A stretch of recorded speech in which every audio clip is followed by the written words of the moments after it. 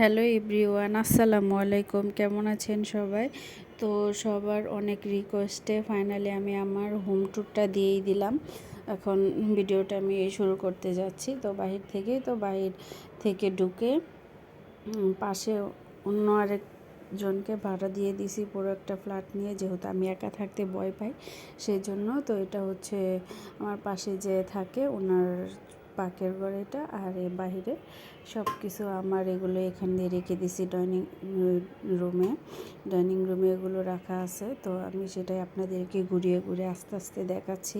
তো আমি এখানে আমার প্রথমে ডোলাটা দেখিয়ে দিলাম, তারপর একটু প্রাকৃতিক ফিল নেওয়ার জন্য এখানে দাঁড়িয়ে থাকলে অনেক ভালো লাগে, যেহেতু গাছ আছে আর এখান দিয়ে অনেক বাতাস আসে। গরমের দিনে এতটা গরম লাগে না। তারপর ওই যে দেখেন ওই পাশের ঘরের ভাবির এগুলো জিনিস রাখা আছে। তারপর এখান দিয়ে আমি এটা হচ্ছে আমার কিচেন রুম, মানে একটা ফ্ল্যাটের ভিতরেই দুটো কিচেন রুম আছে। তো এরকম সচরাচর পাওয়া যায় না। তো ফাইনালি আমি ভালো একটা বাসা পেয়ে গেছি, যেহেতু পাকের ঘর দুজনের আলাদা সেই জন্য নিয়ে নিছি। তো আমার তো খুব ভালো লাগছে। তো এখানে আমি আমার পাকের ঘরটা আপনাদেরকে দেখিয়ে দিচ্ছি, যে ছোটোখাটো হলেও অনেক সুন্দর গোছানো গাছানো ভালো লাগছে। আমার কাছে দেখেই পছন্দ হয়ে গেছিলো প্রথম যেদিন দেখছিলাম। তারপরে যে এখানে মিররে আমাকে একটু দেখিয়ে দিলাম গ্লাসের ভিতর, এই পাশটা দিয়ে অনেক বাতাস আসে। তো আমার তো খুব ভালো লাগছে ছোটোখাটোর ভিতরে। তো দুজন মানুষের আর কি লাগে, এটুকুই যথেষ্ট। তো বেশি বড় কিছু আর লাগে না। তারপর এখান দিয়ে আমি সব আস্তে আস্তে আপনাদেরকে ঘুরিয়ে দেখিয়ে দিলাম যে কী আছে। তো এটা হচ্ছে ফাইনালি আমার বেডরুম। এখন চলেন আমরা বেডরুমে ঢুকে যাই। তো ঘর দিয়ে গেট খুলে ঢুকতেই প্রথমে একটা খাট পড়ে যাবে আপনাদের সামনে, আমার বক্স খাট এটা। তো এই খাটের বয়স প্রায় অনেক বছর। আমার হাজব্যান্ড ছোট থাকতে এই খাটটা কিনছিল আমার শাশুড়ি আম্মু। তো সেই জন্য এটা আমাদের দিয়ে দিছে, যেহেতু আমার হাজব্যান্ডের ছোটোবেলার খাট, সেজন্য আর নতুন খাট আমরা কিনি না। তারপর একে একে সব দেখিয়ে দিচ্ছি, যে এই পাশটায় শোকেসটা রেখে দিছি, আর ওটা হচ্ছে তার পাশে হচ্ছে বাথরুম, মানে রুমের ভিতরেই বাথরুম।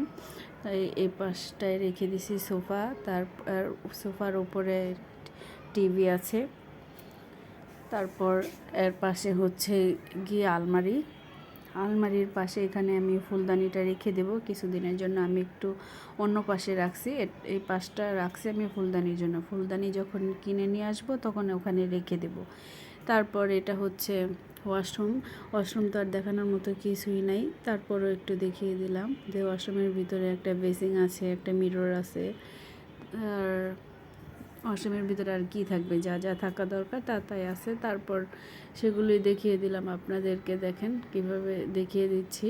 তো ছোট্টখাট্টো রুম দুজনের জন্য এটাই পারফেক্ট, এর চাইতে বেশি কিছু লাগে না। তারপর এটা এখান দিয়ে রেখে দিলাম। এখন চলে যাচ্ছি যে আমার হাজব্যান্ডের ফেভারিট একটা জায়গা, সেটা হচ্ছে ব্যালকনি, মানে বারান্দা। আমার হাজব্যান্ডের অনেক ফেভারিট। এখানে একটা চেয়ার রেখে ও বিকেলবেলা বসে বসে চা বা কফি এগুলো খায়, আর প্রাকৃতিক পরিবেশের ফিল নেয়। এখানে যেহেতু গাছগাছালি নেই, বিল্ডিংই দেখতে হবে, তো কিছু করার নেই। আমাদের ওই পাশটাতে আবার একটু গাছ আছে।